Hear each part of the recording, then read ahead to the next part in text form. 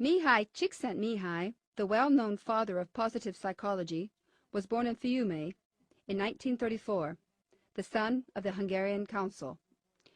The family left Hungary in 1944 and moved to Rome, where they operated a small restaurant. The young Csikszentmihalyi did not like Italy and emigrated to the United States.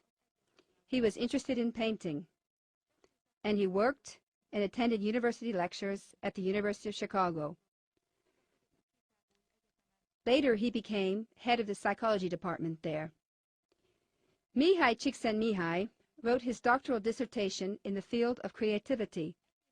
This led him to the understanding of the phenomenon of happiness, which he describes as flow experience, in one of his articles written in 1972.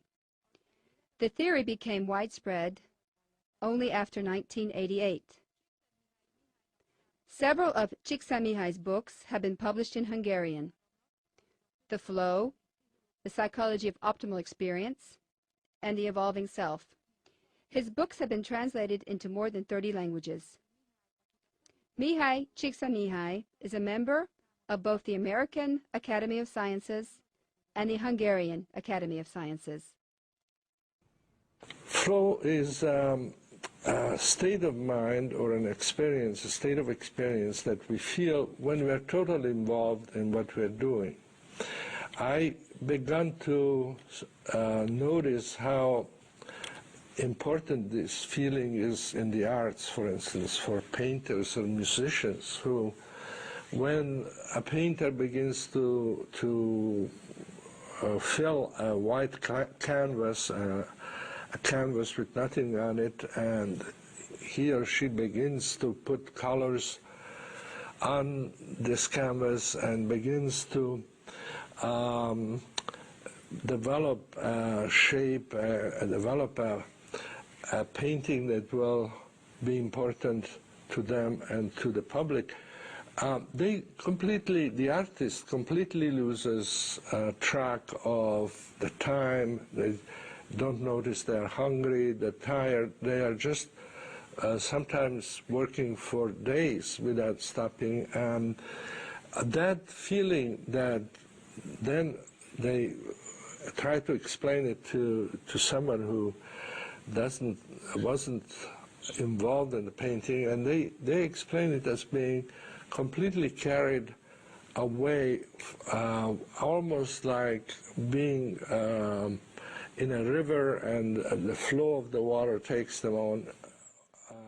The state of mind has the same characteristics. Everybody describes it as being very focused, very clear goals, immediate feedback to the action, and balance of challenges and skills. So this is the experience of flow as they describe it in art, in sports, in music, and every time a person is really involved in what they're doing.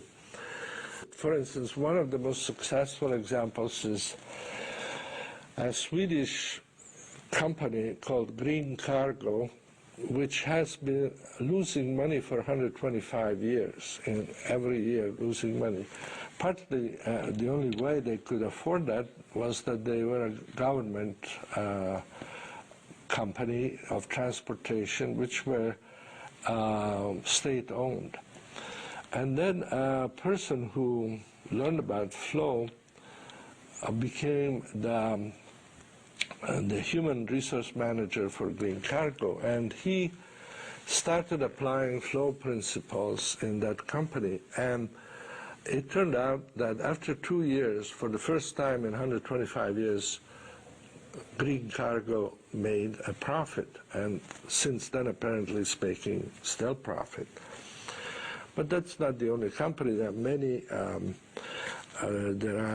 Microsoft is using it. There is a company here close to Los Angeles, Patagonia, which makes clothes for outdoors for sports people. And that's a very good example of a company that is able to introduce flow in the work.